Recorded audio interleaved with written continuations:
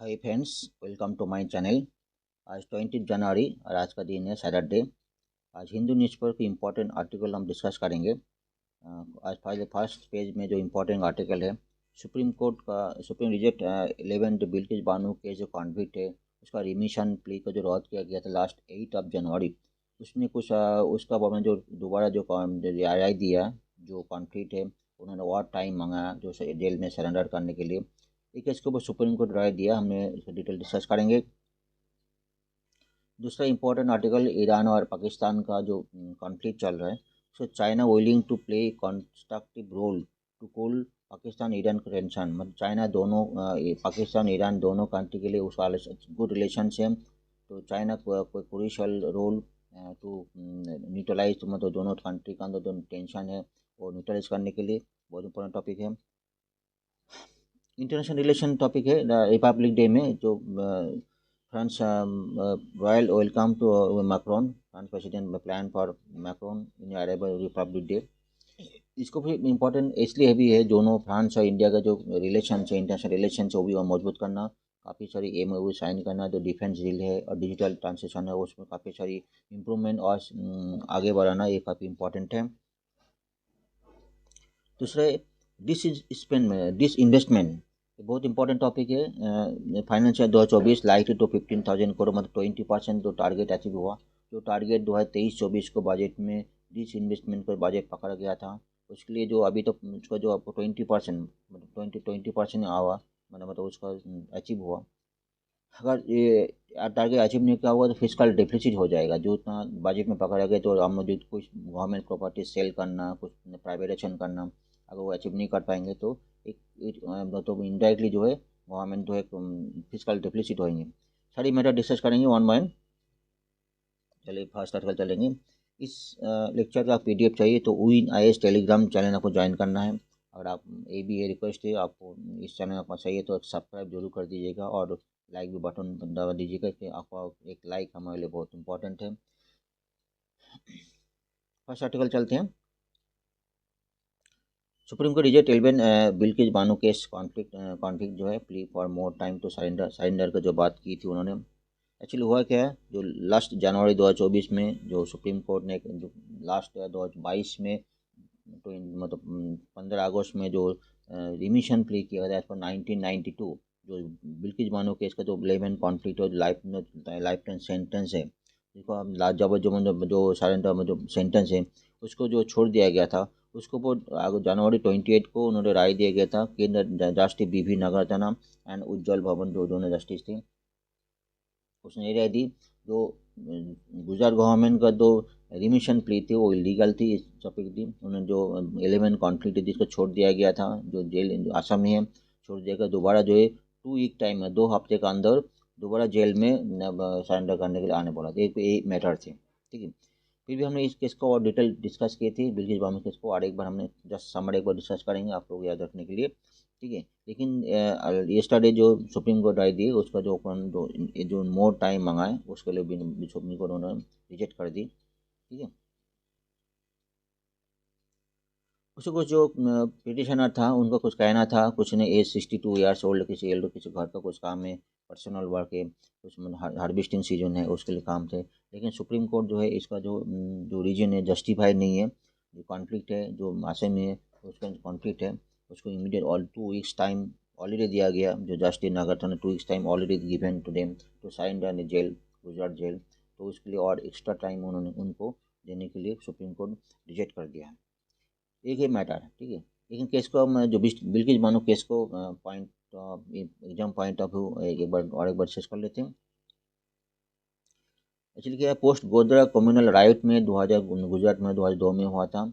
इसमें बिल्किस बानो जो लेडी थी उसमें 20 ईयर्स ओल्ड और 5 मंथ प्रेग्नेंट थी बिल्किस बानो। उस टाइम उसको गैंगरेप किया गया था, राइट में था। During her attempt to flee with her families with relatives था। उसमें क्या गया, जो उसका 2 डॉटर थी, उसको 3 ईयर्स ओल्ड डॉटर्स को मार दिया गया, और 14 जो उसको मेम्बर्स थी फैमिली उसको भी मार दिया गया। बिल्किस बानो को मान को तो पूरी नेक उसको रेप गैंगरेप कर गया था और left her neck and unconscious manner. उसके बाद बिल्किस बानो जो सुप्रीम कोर्ट तक गया, काफ़ी लड़ाई की, काफ़ी स्ट्रगल की, ये उसका जर्नी है।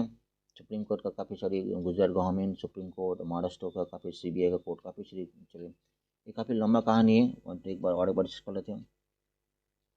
एक एक इसका जो टाइम लाइन है उसका एक बार देख लेते हैं, जो केस का जो है डिटेल्स एक बार देख लेंगे, इसका समरी हम देख लेंगे केस ऊपर है। ये पेपर हम ना आपको टेलीग्राम चैनल में दे देंगे, लेकिन उसका समरी जो मेन मेन पॉइंट्स हम डिस्कस कर लेते हैं।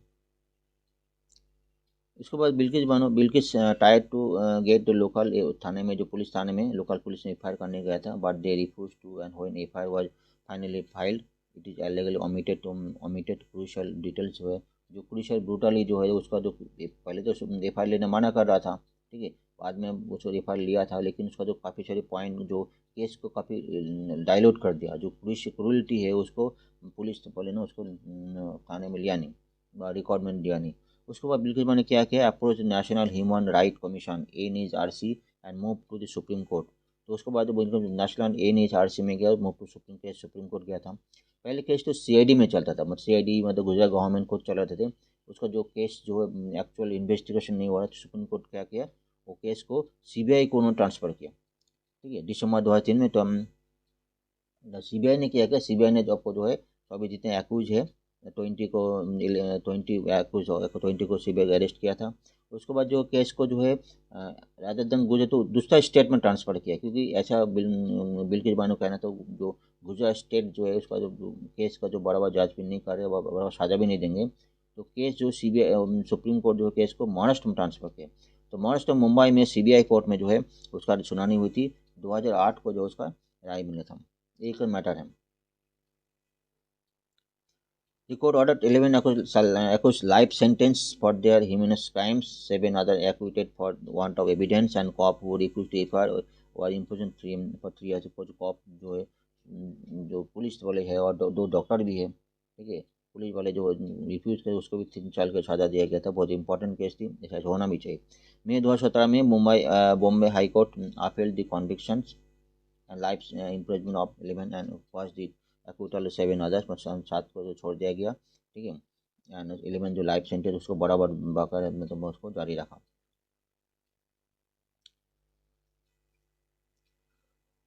हालिया दिस ईयर 2022 अच्छा क्या था, एक तो रिमिशन पॉलिसी 1992 था, एक पॉइंट अब समझ लीजिए, रिमिशन हमारे पास रिमिशन पॉलिसी 1992 था, इसके बाद इसको जो चेंज किया गया 2014 में हुआ।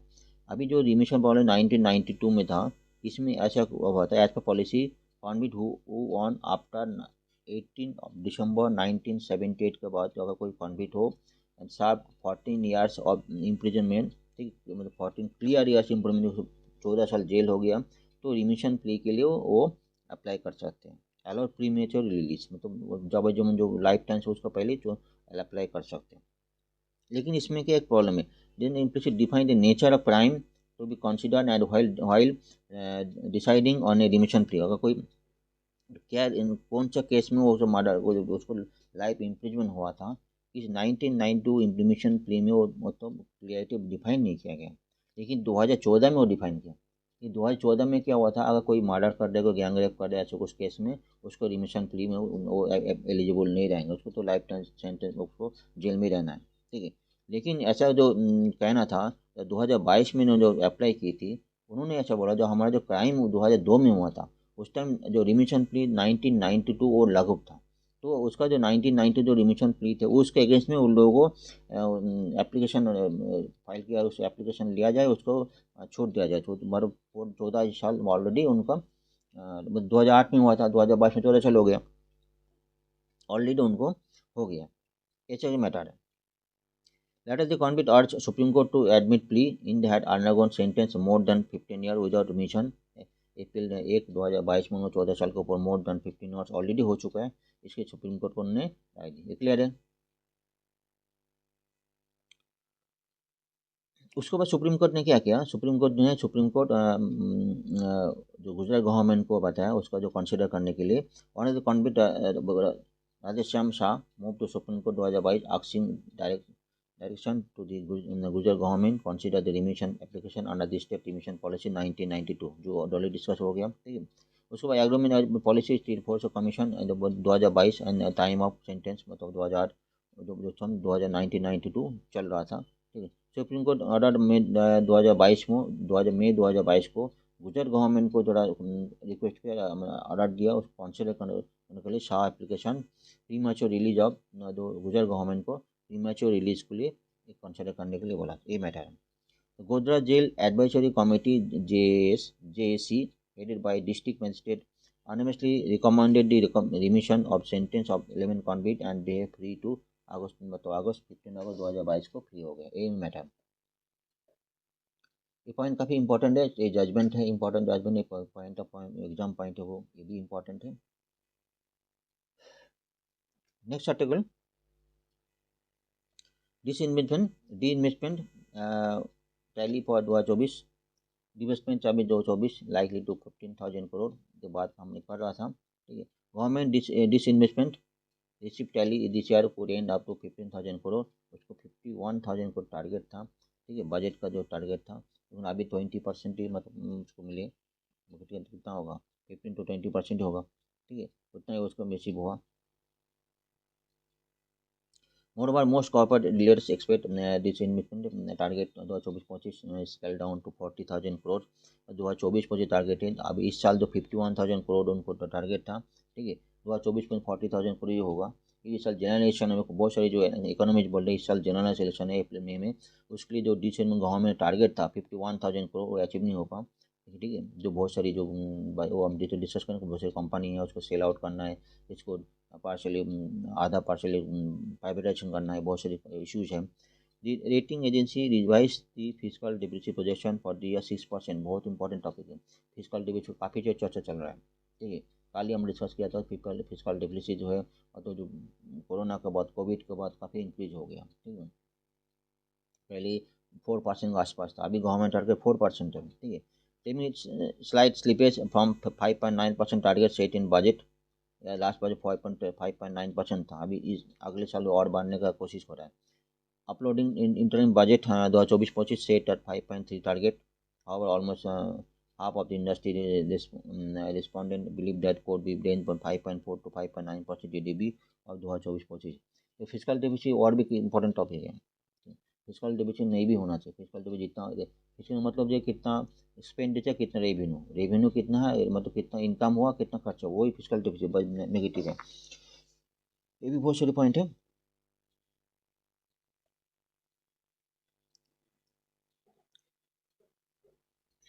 बिग टिकट जो है मतलब देखो big ticket privatisation plan for like Bharat petroleum corporation, BPCL, shipping corporation of India, Asia, ये सब कॉर्पोरेशन जो है इसको कॉर्नर इसको जो है डी इन्वेस्टमेंट करना था, ये प्लानिंग बहुत सारी प्लानिंग में तो पाइपलाइन में थे, लेकिन जनरल इलेक्शन अप्रैल में होने के वजह से ये पाइपलाइन अभी तक नहीं हो पाया। अभी गवर्नमेंट क्या करे, जो offer minority sale of stock exchange over the outright privatisation, ठीक है, आउटराइट प्राइवेटाइजेशन का जो माइनॉरिटी सेल IPO सेल करने से गवर्नमेंट जो है पहले 10,000 तक 15,000 तक उन्होंने अभी हुआ।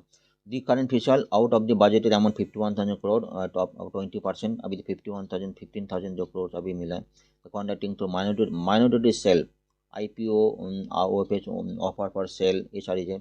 Cell of central public sector enterprises including SCI, NMDC steel limited, BEML, HLL, life care and IDBI bank, ये सब IDBI बैंक सब इसको जो है डी इन्वेस्टमेंट करने के पाइपलाइन में सब है।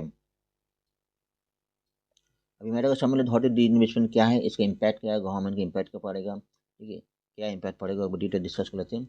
When government sale its asset to और a subsidiary such as the central or state public sector firm, this refer to a D investment of the और डिवेस्टमेंट, डी इन्वेस्टमेंट बोल सकते हैं, डिवेस्टमेंट बोल सकते हैं। तीन टाइप का जो है डी इन्वेस्टमेंट है, एक तो मेजोरिटी इन्वेस्टमेंट क्या है, जो जो गवर्नमेंट जो सेक्टर है IDBI बैंक है उसको मेजोरिटी पोर्शन मोर देन 50% उसको प्राइवेट में सेल कर देते हैं, मतलब गवर्नमेंट का हाथ में बहुत कम रहेगा, पावर जो कंट्रोल बहुत कम रहेगा, ठीक है। कंप्लीट प्राइवेटाइजेशन जो है कम्प्लीटली प्राइवेट है, कोई भी ऑर्गेनाइजेशन हो तो कम्प्लीटली प्राइवेट सेल आउट कर देंगे। माइनॉरिटी डी इन्वेस्टमेंट क्या है, माइनॉरिटी इन्वेस्टमेंट मतलब 50% कम जो सेल करेंगे, मतलब गवर्नमेंट के पास मेजोरिटी पोर्शन जो गवर्नमेंट के पास रहेगा, ठीक है, ये क्लियर है। कुछ ऑब्जेक्टिव जो इसका जो मेन पर्पस क्यों गवर्नमेंट सेल कर देती है, जो प्राइवेटाइजेशन कर देती है, इसका क्या है, मीट बजटरी नीड, जब गवर्नमेंट जितना बजट में नीड है, जितना एक्सपेंडिचर करना है, उतना रेवेन्यू वो जनरेट नहीं हो तो पहले से उन्होंने इतना सेल करेंगे, इसके तुम सेल इतना पैसा आएगा, तो 51,000 करोड़ उसका टारगेट था कुछ सेल करने के लिए, कुछ प्राइवेटाइजेशन करने के लिए, तो वो बजट में जो नीड करना है टू रिड्यूस फिजिकल डेफिसिट जो है, मतलब फिजिकल डेफिसिट जितना जो गवर्नमेंट जो है मतलब जितना रेवेन्यू होना था उतना रेवेन्यू मतलब इनकम नहीं हुआ, ठीक है, जितना खर्चा ज़्यादा, वो जो डेफिसिट है वो जो ये करने के लिए कुछ सेल कर देते हैं। To improve public finance and overall economic efficiency, to improve public की जो फाइनेंस है ओवरऑल इकोनॉमिक एफिशिएंसी इंक्रीज करने के लिए कुछ सेल जो नहीं चल रहे, जो नुकसान में है वो सेल आउट कर देते हैं। कुछ कुछ बहुत सारे ऑर्गेनाइजेशन गवर्नमेंट लॉस में चलते हैं, जिसका लॉस है तो सेल आउट कर देते हैं, तो मतलब कोई काम का नहीं है।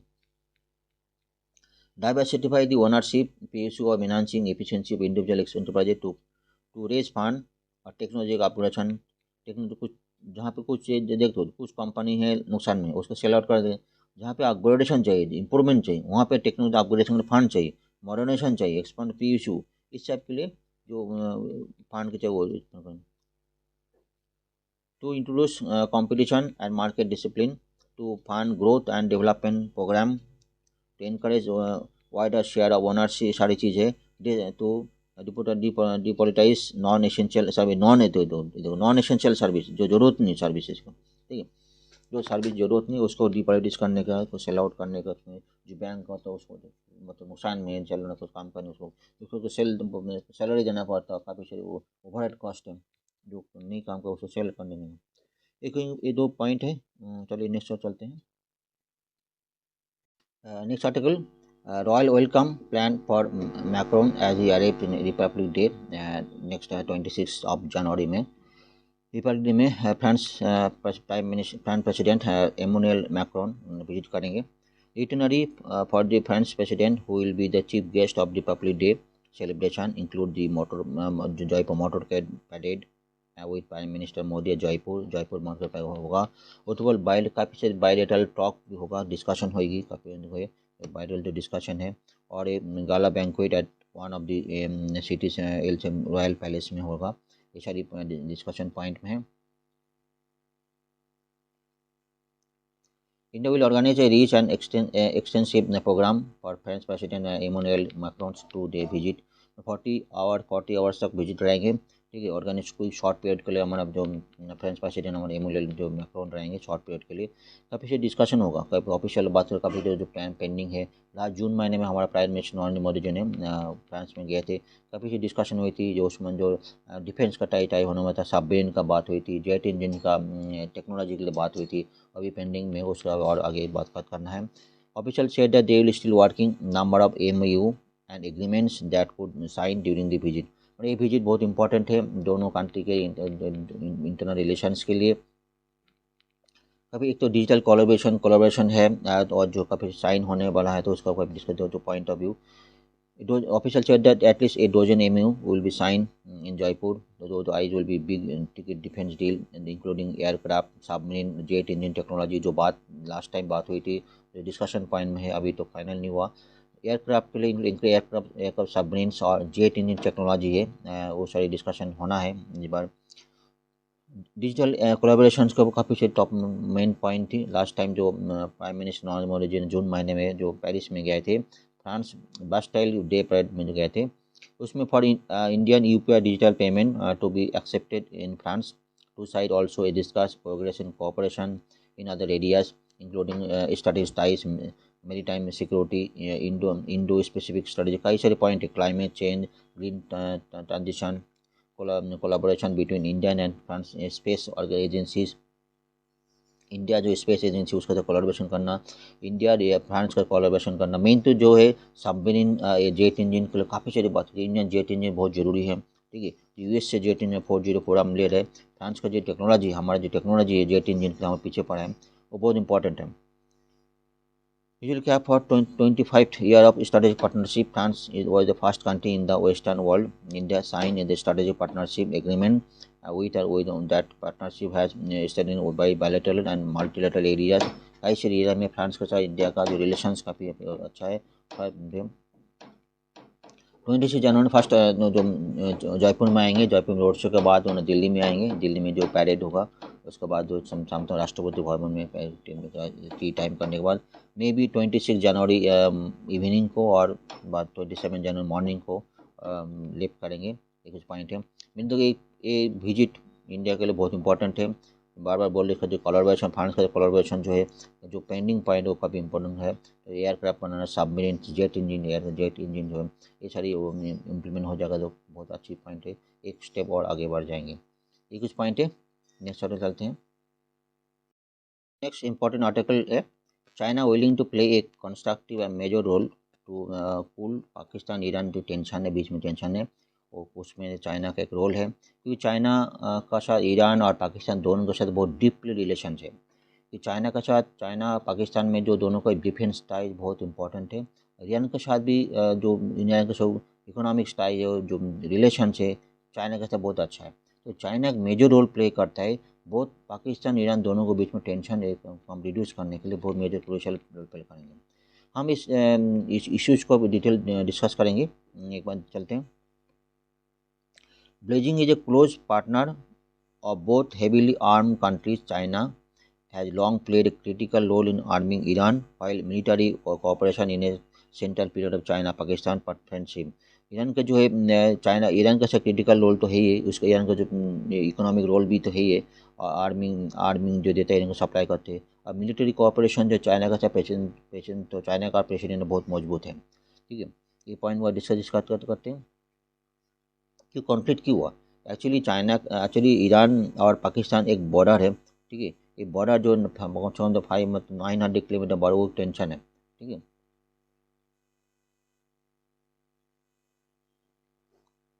two countries share a volatile border stretching about 900 kilometers with Pakistan and Balochistan province on one side and Iran Sistan and Balochistan province on the other side। Pakistan का जो बालूचिस्तान प्रोविंस है, एक बार पिक्चर को बड़ा होकर देखते हैं। ये जो पाकिस्तान का जो बालूचिस्तान है और ईरान का जो सिस्तान, ये जो बॉर्डर है, एक बहुत 900 किलोमीटर्स जो बॉर्डर है, काफ़ी दोनों कंट्री के बीच में, जो पाकिस्तान का है और ईरान का, दोनों कंट्री के बीच में टेंशन है। इसमें क्या एक टेररिस्ट रहता है, इसका नाम है जैश अल ADL जो है। ये टेररिस्ट जो है कभी ये हो सकता है पाकिस्तान का बालूचिस्तान जो बॉर्डर में पहाड़ी एरिया में रहता है। ठीक है, उसका जो टेररिस्ट का जो मेन एम था, उसका जो है सिस्तान जो ईरान के साथ, ईरान का एरिया जो सिस्तान और बालूचिस्तान, उससे थोड़ा सेपरेट प्रोविंस चाहिए। इसलिए जो है दोनों कंट्री के लिए वो टेंशन में है। कभी कभी ईरान में कई सारे अटैक जो है ईरान को अटैक करते रहते हैं। तो ईरान का कहना है जो जैश अल ADL जो है टेररिस्ट ग्रुप जो है, ये पाकिस्तान का जो है,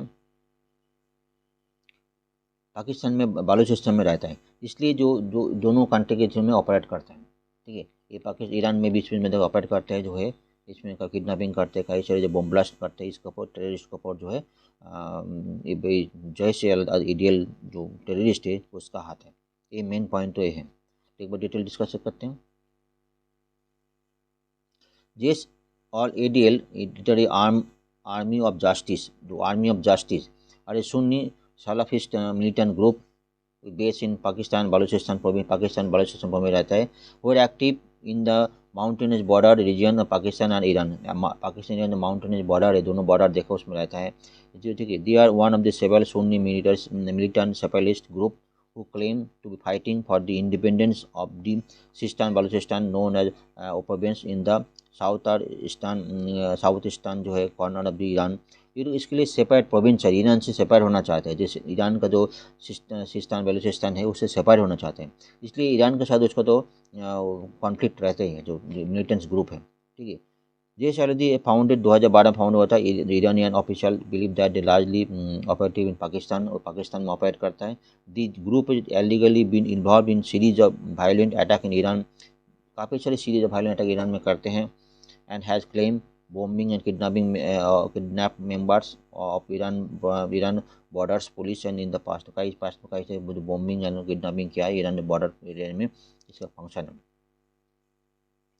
लास्ट ट्यूजडे में क्या दिसंबर suspected Jaish al members killed 11 people and wounded 8 others night time attack in the police station in south और ईस्टर्न ईरान में। जो है ये जो टेररिस्ट ग्रुप है ईरान में अटैक किया, तो 11 पीपल को मर गया था, और जो 8 अदर वोंडेड हो गया था। Another recent attack killed another police officer in the area, ये बॉर्डर एरिया में दूसरा अटैक में जो एक पुलिस ऑफिसर भी मारा गया था। इन 2019 में Jaish ADL claim responsibility for suicide bombing targeting a bus that killed 27 members। Iran paramilitary revolutionary guard जो है एक बॉम्बिंग किया, ईरान का जो पैरामिलिट्री रिवोल्यूशनरी गार्ड जो 27 जो पर्सन मर गया था। Iran has suspected that Sunni military majority Pakistan is hosting insurgent and possibly to behest as its regional arch rival Saudi Arabia। Iran का कहना जो जो मिलिट्री ग्रुप जो है उसका पाकिस्तान में रहता है और जो मैंने सऊदी अरब रीजन आर्च रिवाल सऊदी अरब जो इसके लिए उसका फंक्शन है, उसका रोल है। ईरान पाकिस्तान में कॉन्फ्लिक्ट में जो लास्ट ट्यूसडे में जो है Iran decide bomb 2 bases of militant group in Jaish al Adil in Pakistan Balochistan province with missiles and drone. 2 drone में जो मिशन में तो पाकिस्तान जो जैश अल आदिल जो है उसमें ग्रुप के ऊपर बॉम्बास्ट किया। All it has yet to security reason behind the attack. 2 children and 3 others are said to be wounded। assault of Pakistan described as an unprovoked violation। इसको पाकिस्तान का अनएक्सेप्टेबल बताया। जो लास्ट ट्यूसडे में जो है ईरान बॉम्बास्ट किया militant group के ऊपर, इसके वजह बच्चे मर गया जो है। और जो है Islamabad warn that the incident could have serious consequence and completely unacceptable to Islam. इसके बाद लास्ट आपने देखा हुआ था तो थर्सडे जो पाकिस्तान भी वो ईरान के ऊपर बॉम्ब ब्लास्ट की ऐसा केस हुआ था। अभी चाहता है ईरान, अभी जो बात चल रहा है जो चाइना जो प्ले करेंगे दोनों बीच में रिलेशन में हम देखेंगे चाइना का साथ दोनों कंट्री के रिलेशन का है। इंडिया का क्या रिस्पॉन्स है? एज पर India response uncompromising position of zero tolerance towards terrorism में external affair minister spokesman said. अब ईरान क्या बोले, दो एक्शन दोनों कंट्री के बीच में सेल्फ डिफेंस में एक्शन है, तो इंडिया का दोनों बीच में नहीं पढ़ना चाहते तो अलग चलना चाहते हैं। इंडिया का जो एक्सटर्नल मिनिस्टर जो स्पोक्स पर्सन है एक बार दोनों को जो दोनों action that countries take their own self defence में जो है दोनों कंट्री इंडिया बीच में नहीं है। Beijing has said it will willing to mediate tension between Pakistan and Iran after 2 countries traded deadly air strike and militant target each other territory में दोनों country इस टेरिटरी में टेररिस्टिक में जो अटैक कर रहे हैं दोनों कंट्री में। China is a close partner both nations who enjoy extensive military economic ties with Beijing and play important role in geo political ambition. दोनों कंट्री के लिए इम्पोर्टेंट रोल प्ले कर रहे हैं, ठीक है। Beijing Foreign Minister spokesperson showed that Thursday China is willing to play a constructive role for de-escalating the situation। China commands influence leverage मतलब एक किसी ने influence both the capital।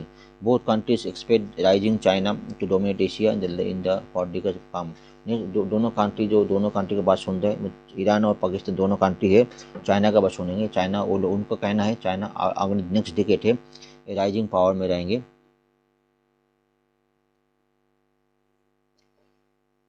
Pakistan is one of the Beijing closest partner to have long described as deeper than ocean, both close partner। South Asian power also play important role। Beijing Belt and Road कि Beijing का जो belt and road initiative में China के साथ जुड़े हुए हैं, Iran अभी तक साइन नहीं किया है, ठीक है। इंपॉर्टेंट तेहरान और Beijing have also depend trade ties in recent years. Though Beijing efforts to pull Iran into Belt and Road initiative complicated and by sanction and many और which sanction अभी नहीं हुआ। Many the deals of 25-year cooperation agreement signed 2021 में हुआ, Iran जो agreement marquee हुआ था इसमें अभी साइन नहीं हुआ। China Iran largest trade partners and top buyers China Central Asian Power sanction oil। China का जो मेन जो ईरान का जो मेन ऑयल है उसका मेन पार्टनर है ये। Analysis from KPLR last year that said China import Iran petroleum had soared to 10 years high। इसमें टाइम तो चाइना जो ईरान से पेट्रोलियम सोर्स का जो 10 ईयर्स हाई है। ये कुछ पॉइंट है, एक तो समझ में आ रहा है जो चाइना और ईरान और पाकिस्तान दोनों को बहुत क्लोज पार्टनर है, दोनों के लिए इंपॉर्टेंट है, ठीक है। इसलिए दोनों चाइना चाहते दोनों कंट्री में सुलह हो जाए, बीच में जो टेंशन है वो रिलीज हो जाए। ये कुछ पॉइंट है आज का है। चलो थैंक यू वेरी मच।